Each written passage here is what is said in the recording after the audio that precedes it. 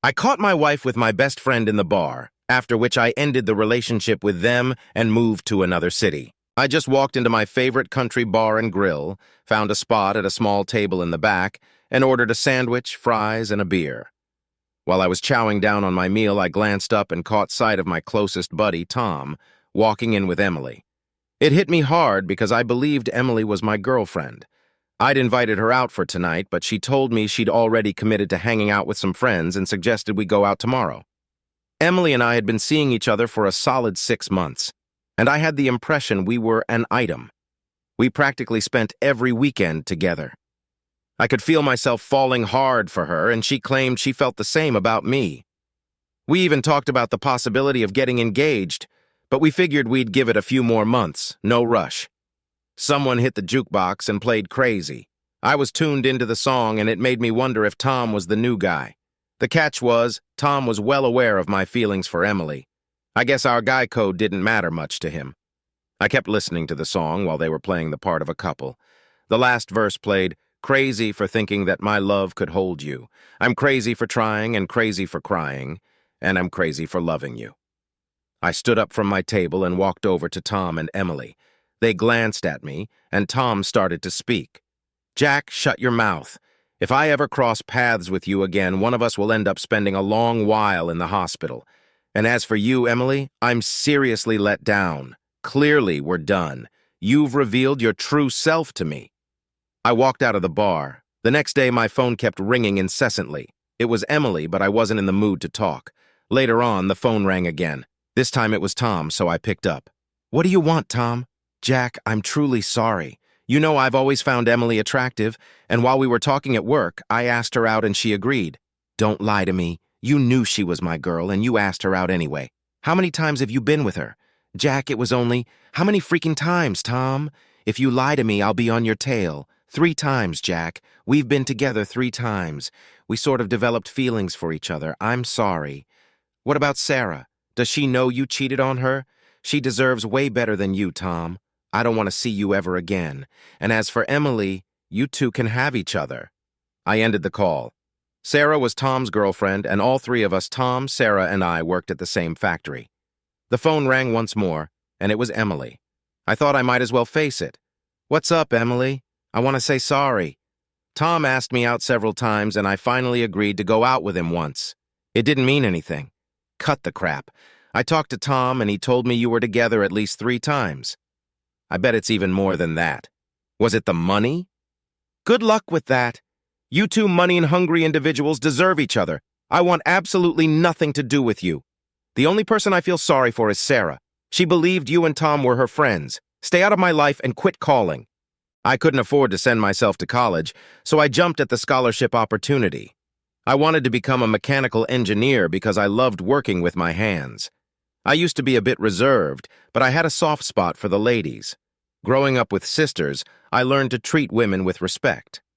My mom's advice was to treat girls how I'd want my own sisters treated. I struck up a friendship with a guy named Mike. He came across as sociable, though he wasn't the sporty type. He did have some smarts about him and mentioned having some family money. He claimed he didn't have much now, but there might be an inheritance down the road. He was pursuing a business management degree. When football wasn't taking up my time, we'd hang out. Mike had a way with the ladies, and we hit up numerous parties where the women were in no short supply. I was the reserved one, yet quite a few girls showed interest in me. I've got to hand it to Mike for that. My own shyness might have kept me from striking up conversations otherwise. After graduation, I stuck around Ohio and landed a mechanical engineering job at Ford Motor Company. The pay was solid, and I found a small apartment near the plant. I also managed to snag a late-model pickup truck. Every week, I'd set aside some money and send my parents $600 monthly to lend a hand. My dad worked as a coal miner, and our family bond was strong. Mike landed a job at a warehouse right there in the same city as the Ford plant. It turned out he was one of our suppliers. Eventually, he worked his way up to becoming the warehouse manager. We'd hang out on weekends, and he spilled the beans about having a girlfriend at his workplace. Her name was Sarah, and she was the inventory control manager. He introduced me to Sarah, and I could have easily fallen head over heels for her right then, but Mike and I had a solid bro code of, No messing with each other's girls. It was a tough call, but I decided to honor that code. I did date a couple of gals from my own plant, but strictly as friends. I couldn't tag along on double dates with Mike much because, well, being around Sarah stirred up feelings. She was always a sweetheart to me. Mike extended an invite to me for their plant's Christmas party since they were one of our suppliers. I figured why not, and agreed to go. At their bash, I crossed paths with a stunning gal named Jessica. She had some curves and a real nice figure. Jessica dressed a bit more provocatively than Sarah and was quite the flirt. She shared that she worked with Mike and Sarah, holding down a secretary gig for one of the higher-ups. I told her about my job, and we spent the whole night dancing away. We decided to catch up again, and even went out with Mike and Sarah for New Year's Eve. Sarah threw out some words about being happy for me finding someone, but the sincerity was lacking. That night, I took Jessica back to my place. She was, well, pretty darn impressive if you catch my drift. The next morning, Jessica seemed surprised that I was living in a modest apartment. I explained that my job was relatively fresh, and I didn't need much to get by since I was also sending money home to help out my family. I let her know that someday, sure, I'd worry about all that material stuff, but not at the moment. She brought up Mike's family being wealthy and wondered if that was true. Considering he was my best bud, I confirmed it and mentioned they covered his education costs. Our dating saga rolled on, and we were hitting the town almost every weekend. My feelings were getting pretty deep, and she matched that with her own feelings. We did all sorts of stuff together, and yeah, the bedroom action was a highlight. I'll admit, though, her flirtatious demeanor and constant chatter about material things didn't sit all that well with me. Reassure her that we could carve out a good life together. Still, when we went on those double dates with Mike and Sarah, things felt off-kilter. There was a sort of tension between us, and I couldn't quite put my finger on it. Update 1. Emily and I had been together for about half a year. We chatted about our future, maybe even getting engaged down the line. Emily said we didn't need to rush into decisions. We hit up a county fair, and at one of those budget jewelry stands, I got Emily a friendship ring. I let her know it meant she was mine until she felt ready to take the engagement step. She grinned when she slipped it on. By the way, I should note that I hit the gym after work about 3 days a week. I'd managed to drop down to 230 pounds and felt pretty decent about how I looked. Then came that moment at the country bar and grill. Got to admit, seeing my girl and best bud locking lips really took a toll on me. After I spotted them at the restaurant and had a talk on the phone, I severed all connections with both of them. Even though I was mad as hell, I did feel pretty bad for Sarah. 2 weeks slipped by and my phone rang. "Jack, I'm so sorry about you and Emily." I figured she might have messed up, but I never thought it would be with Mike. "What's the deal, Sarah? Are you saying there were others at work?" I spotted her having lunch with her boss, Brad. It seemed like a regular thing. "I thought about telling you, but didn't want to hurt you in case I was off base. Then I got wind of Emily and Mike. When I found out, I ditched them pronto. I cut ties with both of them. It's a bit tough seeing them together at work, but I stay occupied. Sarah, thanks for reaching out. I was concerned about you. You're one of my closest friends. Maybe we can catch up sometime." "I'd be up for that, Jack. Good to chat with you." After our talk, I wasn't sure if I felt better or worse. A couple of weeks passed, and one evening while I was at the supermarket, I bumped into Sarah. "Hey, Jack. Nice to see you. How's everything going?" "Pretty good. And you? Back in the dating game?" She gave me a smile. "I've turned down quite a few date offers because I've got my sights set on someone special. I don't want to mess things up if he decides to call." "Oh, I'm sorry. I was actually going to ask you if you'd like to." "Yes, I'd love to go out with you. You're the one I was hoping would ask. So when and where should we meet? I need to know how to dress. I was thinking about Saturday, hitting up my favorite country bar and grill. We exchanged goodbyes, and I confirmed that I'd pick her up at 6 o'clock. When I arrived at her place, she was rocking a Western-look jeans, a vest, cowgirl hat, and boots. She looked fantastic. I opened the truck door and she hopped in. Saturdays at the place featured a country western band and singer. We snagged a booth and ordered a couple of beers. The band wasn't starting for another hour, giving us time to chat. I was surprised to discover she was originally from Kentucky, just a county over from where I grew up. She went to college there, applied for jobs, and eventually landed a gig at the supply plant in Ohio. We placed our food order. I went for a double bacon cheeseburger and fries while she opted for a Reuben sandwich, and we shared the fries. It felt really nice to reconnect with her. She did inquire if this was the same bar where I caught Mike and Emily. I confirmed that it was indeed the place, but I wasn't going to let a couple of cheaters ruin my favorite hangout spot. She just gave me a smile in response. Once the band started playing, we got up to dance. They kicked things off with 2 slow songs to encourage couples onto the dance floor. The classic hits. That's what the crowd wanted to hear. They switched to a faster tune, and both of us sat out. I mentioned to Sarah that I wasn't much into the fast dances, but enjoyed watching the women move. They played a couple of Roy Orbison tunes, and I always had a soft spot for his music. Following that, they performed a few songs by Loretta Lynn. Sarah and I took to the floor for the slow ones. The announcer called the ladies up for some line dancing, and a few guys even joined them. "Why not join the line dancing?" I playfully asked Sarah. "You just want to check out my big A," she teased, smiling as she got up to join the other women. The line dancing started, and I couldn't help but keep my eyes on Sarah. She looked right at me and gave her booty a little shake. I grinned and even clapped for her. After the song wrapped up, she came over with a smile, and I leaned in to kiss her. Pulling back, I apologized. "I'm not sorry," she replied, kissing me again. We had a blast dancing and enjoying a few beers. Time flew by way too quickly. They announced that the last song was up next. I held Sarah close as we swayed to the music. As the song ended, I leaned in and planted a kiss on her lips. I dropped her off at her place and asked if she'd like to go out again the next Saturday. I suggested we could visit Cedar Point, a big amusement park in Ohio. She happily agreed, and we exchanged a goodnight kiss. I didn't want to rush things on our first date. I felt fantastic at work the entire week. On Friday, I gave Sarah a call to confirm our plans for Saturday. She mentioned she'd heard about the park, but hadn't been there before. On Saturday morning, I picked her up, and we set off for the park. During the drive, we chatted, and I brought up the topic of whether she had mentioned to Mike or Emily that we were dating. She told me she hadn't spoken to either of them about it. We had an amazing time riding all the roller coasters and trying out various other rides. The park also had a bunch of shows that we caught. On our way back, we decided to grab dinner at a Texas roadhouse. By the time we reached home, we were both pretty exhausted. Sarah shared her place with a roommate named Joan, a friendly lady likely in her 50s who worked at a retail store.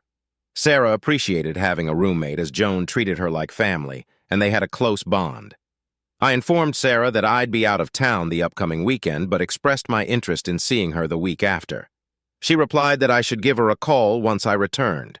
After sharing a kiss, I told her that I genuinely cared for her. She responded by saying she had always liked me as well. Upon arriving home, I wasted no time and called her, inviting her to a significant dinner event. My boss was hosting an anniversary celebration for himself and his wife, and it was going to be held at the Hilton Hotel. I explained to Sarah that I had booked a hotel room for the night due to the expected drinking. I understood if she wasn't keen on attending. Her response was positive. "Jack, I'd be thrilled to go with you. We won't need 2 beds, you know. I want you to know I'm falling in love with you. Just promise to be honest and not lead me on. I would never cause you any harm, and I'll make sure nobody else does either. Sarah, could we use your car? I'd rather not show up at a fancy event in my truck. We can definitely take my car, and I'll let Joan know I won't be home that night." I parked my truck at her place, and we opted to use her car for the event. We arrived early, intending to get ready at the hotel. During our ride, Sarah mentioned that she was considering finding a new job due to her discomfort from regularly seeing Mike and Emily. She even shared a rumor that Emily might be pregnant. For the party, I got dressed in the bathroom wearing a tuxedo. When I emerged into the room, Sarah looked stunning. She wore a form-fitting blue dress that highlighted her figure, and her hair flowed down to her shoulders. She had an elegant yet alluring presence. "You look absolutely gorgeous. I might not even care about the party itself," I remarked. Her response was cheeky. "Oh, no, you don't. I didn't go through all this effort just to change again," she said with a smile. And we headed downstairs to the party. Upon our arrival, my boss and his wife greeted us. He introduced his wife and extended a warm welcome to the party. As they moved away, I noticed him stealing glances at Sarah. Knowing many of the attendees, I introduced Sarah to the people I knew. She received numerous compliments. We grabbed some drinks and found a table. The event had an array of appetizers with plans for a dinner later on. Sarah recognized a couple of women she was familiar with from her role in inventory control. It put her in contact with these women regularly. I approached the head of human resources, Mary, and initiated a conversation. Mary, are there any job openings in inventory control or the supply chain? As a matter of fact, there is. Janice is retiring next month, and I've been tasked with finding her replacement. Do you have anyone in mind? Actually, my date you've met her, Sarah, is searching for a new job opportunity. She currently handles inventory control. She enjoys her work, but is ready for a change. Tell her to come see me on Monday, and I'll schedule an interview for her. She's quite a striking woman. Thank you, Mary. I really appreciate it. I'm sure you do, Mary chuckled. The party turned out to be a blast.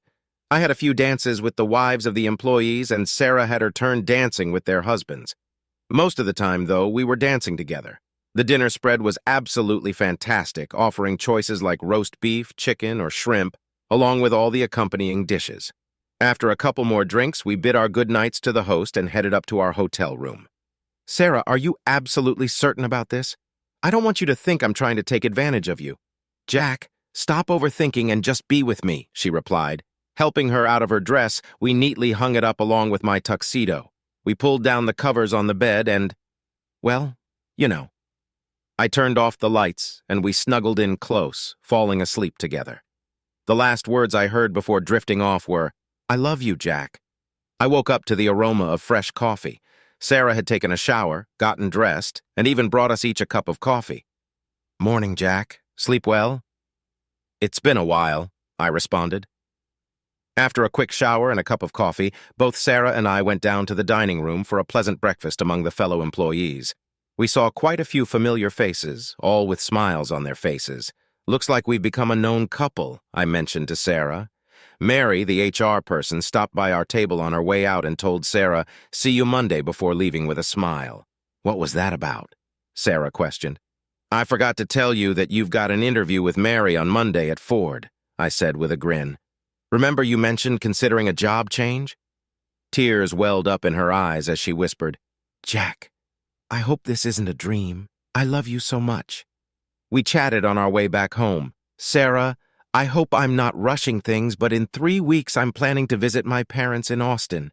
I'd love for you to come along. I'll be leaving on Friday evening and returning on Sunday. We can also make a stop to see your parents if you'd like. I'd be happy to join you, but my parents are a bit traditional and we might not be sharing a bed. I'm confident things will fall into place, I answered. Update 2. We set off for our trip to Austin. Sarah mentioned the latest rumor about Mike and Emily planning to get married next month due to Emily's visible pregnancy. I believe Emily thinks she's marrying into wealth, but she'll soon realize it's not Mike who's well off, but his parents. Mike may live lavishly, but it's mostly based on debt, I shared with her. Upon arriving at my parents' home, we were greeted by a spacious old farmhouse with numerous bedrooms and bathrooms.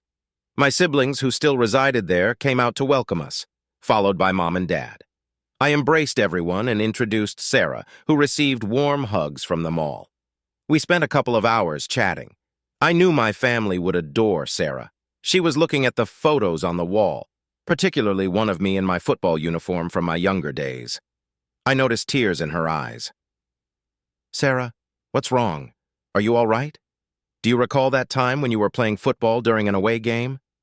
After the match, you walked through the tunnel, and there were 2 guys attempting to drag a girl in a yellow sweater into the tunnel. You confronted one of the guys, threw him down, and then tackled the other. You warned them that if they ever bothered the girl again, you'd return to finish what you started, then you walked away into the locker room. Yeah, I remember that incident, but I've never shared it with anyone. How did you come to know about it? Jack, I was that girl. I never saw your face, just the number 52 on your jersey. I tried to find you afterward, but no one knew who you were. I did manage to find out your name was Jack, but that was all I could discover. I had been waiting by the tunnel for my friend when those 2 guys grabbed me, dragged me into the tunnel, and said they wanted to have some fun. I shouted at them to let me go. That's when you appeared. They never bothered me again. She leaned in and kissed me. There was something about you that felt familiar the first time I met you when Mike introduced us. That's the only positive thing I can say about Mike he introduced us. My mom had prepared a bed for Sarah and informed me that I could sleep in the basement where there was an extra bed. Around 1 o'clock in the morning, Sarah joined me. We shared a quiet, intimate moment, though it was a bit challenging due to the circumstances, and she returned to her bed about an hour later. On Saturday, we visited Sarah's family. She hadn't mentioned that her parents were well off. They had a lovely house, and Sarah had two younger, attractive sisters. They were a few years younger than Sarah. She introduced me as her boyfriend. I overheard Sandy, one of her sisters, saying to Sarah that I looked quite handsome. We went inside and chatted for a while. Hank, her father, inquired about my job and background. He had his concerns about his little girl, as he affectionately referred to her. "Mr. Carter, I'd like to talk to you about marrying your daughter. I'm here to ask for your blessing." Sarah and I hadn't discussed this beforehand, so she seemed surprised and teary-eyed as she looked at me. Even though we haven't been together for a long time, our love is strong, and we believe we can build a great life together in marriage. "Jack, I appreciate that you came to talk to me, though you didn't have to. You should know by now that Sarah follows her heart. Sarah, do you love Jack?" "Yes, Daddy, I truly do, with all my heart." "Then you have my blessing. On one condition, you two must get married here in Austin, so your mom and I can give you a proper wedding. Oh, and we'll cover the expenses." I surprised everyone when I took out an engagement ring from my pocket, knelt down on one knee, and proposed to Sarah. She said yes, kissed me, and then rushed over to kiss her dad and embrace her mom, who was shedding tears of joy. We all stood up and enjoyed a fantastic chicken dinner together. We went back to my parents' house and mentioned to the Carters that we'd keep them updated about our future plans. When we shared the news of our engagement with Mom and Dad, they were absolutely thrilled. Many of my relatives who still lived nearby were coming over for a barbecue. Dad proudly claimed the role of grill master while Mom prepared the meat and other dishes inside. Sarah offered to help in the kitchen. She mentioned she enjoyed cooking too. All my relatives came by to greet me and get acquainted with Sarah. She was the first woman I'd brought home to meet the family, and they all assured me that she was a keeper and encouraged me to make her happy. After a day of lively celebration, we bid farewell to our relatives and promised to inform them of our wedding date. Just before we headed to bed, Sarah whispered to me that my mom had warned her about an obstacle on the stairs. It turned out she accidentally kicked a pair of shoes, and they tumbled down the stairs. Sarah tried to apologize, but Mom reassured her, saying she had been young once and that Sarah's lively spirit was probably why she ended up with so many children. Sarah did come back downstairs again, and we shared a quiet and intimate moment together. We tried to keep things hushed, but you know how that goes. She didn't head back upstairs until nearly 5 o'clock in the morning. After a night of intimacy, we drifted off to sleep. In the morning, Mom and Sarah exchanged knowing smiles. We all had a hearty country breakfast, then said our goodbyes with hugs and kisses before making our way home. On Monday, Sarah had her appointment with the HR department. By Tuesday, she received a call from Mary, who informed her that she got the job and could submit her 2-week notice. She called me to share the news, but I was already in the loop. We decided to celebrate by going out for dinner that evening at my favorite country bar. At the restaurant, we both ordered steak dinners. Sarah mentioned that Mike and Emily were on vacation that week and the next. They were off to Las Vegas to tie the knot. She remarked that it was the most enjoyable 2 weeks she'd experienced at the plant since she didn't have to deal with Mike and Emily. She added that everyone was sad to see her leave, but they understood she was moving on to a better opportunity. Working at Ford meant having some of the highest-paying jobs in the region. Sarah felt fortunate to have secured the interview and the job offer. She had earned it. She kept our dating and engagement a secret from everyone else. She revealed that she left an anonymous note on Mike's desk before departing. The note advised him to consider a DNA test once the baby was born, given his wife's frequent lunches with her boss. The note concluded with congratulations, but she deliberately left it unsigned. From the time she started at our workplace, she always wore a radiant smile. Whenever guys approached her for dates, she proudly displayed her engagement ring and made it clear that she was engaged to me. They wisely knew not to cross any boundaries. Sarah shared that Joan was assisting her in planning the wedding. Joan played the role of a caring guardian. Joan had a married daughter of her own, and she and Sarah became close friends, sharing expenses as roommates. I made it a point to drop by a couple of times each week to lend a hand wherever needed. I reached out to my mom and asked if she could provide a list of relatives and friends to invite from our side of the family. My mom took it a step further and bought invitations, taking care of the invites for us. I provided her with the wedding date, which was set for 5 months down the line. Sarah spoke to her mom and shared the wedding date with her as well. Her parents were taking on the responsibility of finding a suitable church and a spacious venue for the reception. Her mom volunteered to handle sending out invitations to their side of the family. Given her dad's business background, he had numerous connections and clients. While I was quite anxious about everything, I was actually contributing the least. I approached several colleagues at work to see if they'd be interested in attending the wedding. I informed them that we were planning to get married in Austin.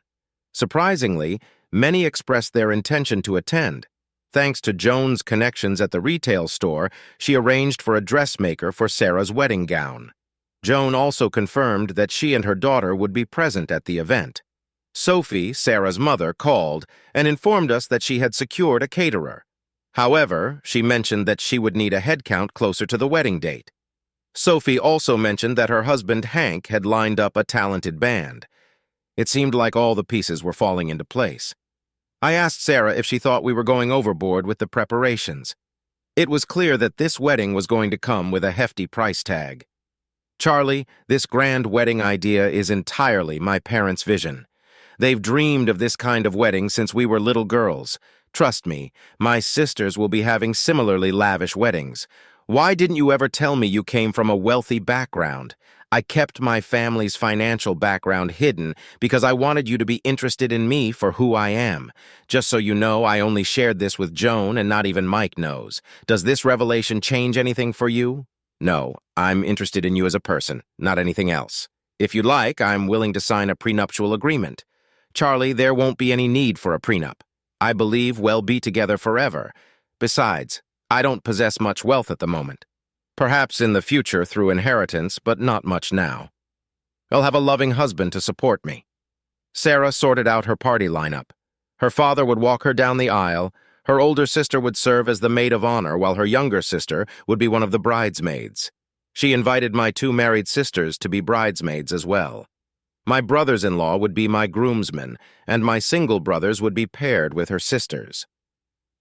It turned out that my younger brother would be my best man. My niece and nephew were chosen as the flower girl and ring bearer, respectively. We reached out to them all, and they gladly accepted. Thankfully, it truly became a family affair. Sarah was thriving in her new job, and everyone admired her. She was well loved by her colleagues. What's not to like? A dilemma arose since she had only worked there for 5 months. She hadn't accrued any vacation days. We brainstormed and considered the option of heading down on Friday night, getting married on Saturday, and returning on Sunday. It would be a whirlwind, but with limited choices, it seemed doable. Just 3 weeks before the wedding, the plant manager summoned me to his office. We had a good rapport, and he even mentioned that he was planning to attend the wedding. "Hey, Charlie, I heard you're dealing with an issue around the time of your wedding." Mary mentioned that. "You're leaving on Friday, tying the knot on Saturday and returning on Sunday, is that right?" "Yeah, Mark, that's the plan. Sarah doesn't have any vacation days left." "Well, Charlie, make sure you let your lovely wife know that we're granting her personal time from Thursday all the way through the next week. Also, I've got 2 tickets for a 4-day cruise as a honeymoon gift. Thanks, Mark. I'm sure she'll be thrilled." I shook his hand and got in touch with Sarah in her office to inform her that we're going out for lunch. I told her I had something important to discuss. While at the restaurant, Sarah inquired, "What's up, Charlie? What's this thing you want to talk about?" Mark called me into his office and informed me that they're giving you time off from Thursday to the entire following week. We don't have to rush to get there or hurry back. And wait, there's more. He gave us 2 tickets for a 4-day cruise as a wedding gift. I placed the tickets on the table. Naturally, my Sarah started tearing up. We had everything ready for the wedding and could head down on Thursday, which made things simpler for us. Rehearsal and the rehearsal dinner took place on Friday. I checked with my dad if he needed money, and he shared that he had kept aside the money I sent him since we announced the wedding. I really admired and respected that man. After the dinner, I gave Sarah a kiss and let her know I'd be seeing her the next day. Sarah had informed her mom about the number of people attending both the wedding and the reception. She didn't tell me the count, mentioning that I was already nervous enough. I knew all my siblings, aunts, uncles, and their families would be present. I heard that the motels in both counties had been fully booked for months. I hoped that our guests were able to find accommodations. On Saturday morning, I woke up and my mom insisted I had breakfast. I couldn't go through the whole day on an empty, anxious stomach. During our breakfast conversation, Mom mentioned that they had met the Carters and found them to be really friendly people who thought highly of me. After breakfast, I took a long shower and shaved. I got dressed in my tuxedo, a white one to match Sarah's dress. My brothers were also there wearing black tuxedos. All four of them were part of the wedding party. It was time to head to the church. The church was located in the neighboring county, but it was only 30 miles away. The church was quite large, and my brother mentioned that it could accommodate more than 700 people. As the guests began to arrive, my brothers and I helped them find their seats. As they walked in, they said I didn't have to assist, but I insisted on doing something. Joan and her daughter showed up, and I directed them to sit with the families on Sarah's side. I was seating relatives whom I hadn't seen in years. I was happy to spot some of my co-workers at the event. My boss, Mark, and his wife had flown in for the occasion. I was then instructed to go to the front of the church because Sarah's limousine had arrived and I wasn't supposed to see her before the ceremony. I went up to chat with my parents briefly. A woman began playing some music on the organ. After a couple of songs, an announcement was made for the guests to take their seats as the wedding was about to start. Every wedding has its unique touches, and I walked to the front and stood beside the minister. The first one to walk down the aisle was Sandy, accompanied by my brother. They made a great-looking pair. They both went up to the front and took their positions. Following them was Marie, who came down with my other single brother. After that, my married brothers walked down with their wives.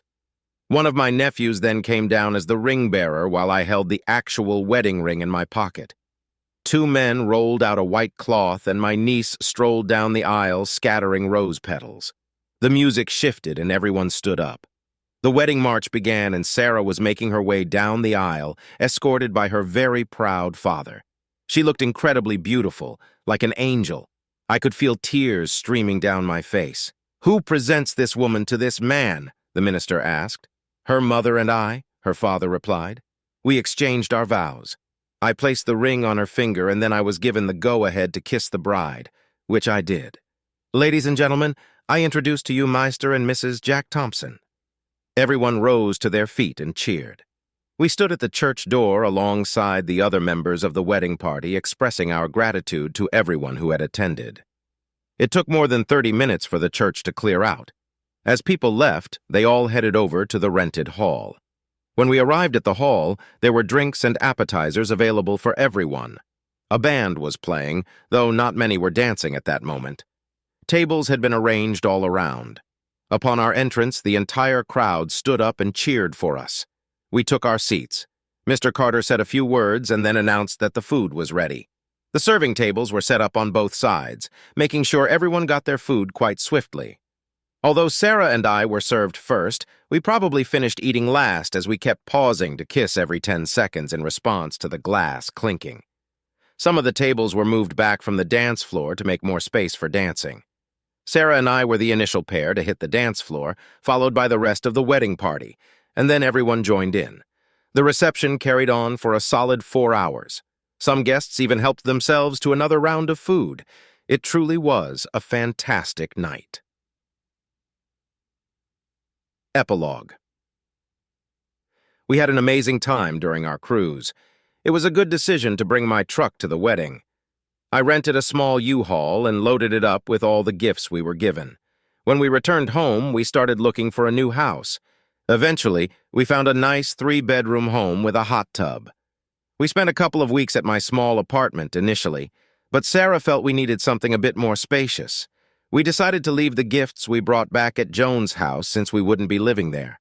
We checked if she could manage on her own, and she assured us she didn't have any financial troubles. She simply enjoyed taking care of Sarah, but now that responsibility was shared with me. Every evening we'd work on writing thank you cards. I believe we're just about finished with that now.